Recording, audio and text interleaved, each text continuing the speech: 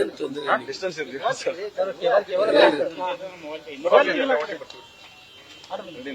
ಏನು ವಿಷಯ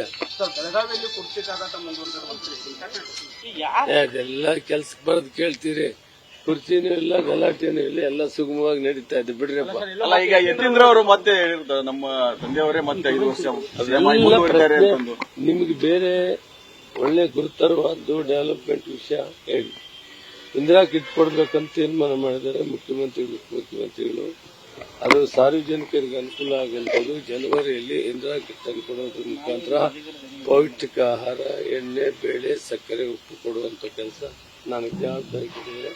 ಅದನ್ನ ಕೊಡುವಂತದನ್ನ ಮಾಡ್ತೀವಿ. ಇದಕ್ಕೆ ಕೇಳಿ, ಅವರಿಬ್ಬರು ಜೊತೆಯಲ್ಲಿದ್ದಾರೆ. ಅವರಿಬ್ಬರು ಜೊತೆಯಲ್ಲಿ ಅಣ್ಣ ತಮ್ಮಂದರಿಗೆ ಓಡಾಡ್ಕೊಂಡು ಕೆಲಸ ಮಾಡ್ತಾ ಇದ್ದಾರೆ. ಅದನ್ನು ಪದೇ ಪದೇ ಯಾಕೆ ಪ್ರಶ್ನೆ ಕೇಳ್ತಾರಲ್ಲ ಸರ್? ಅಷ್ಟು ಅದು ಮುಗಿದೋಗಿತ್ತು.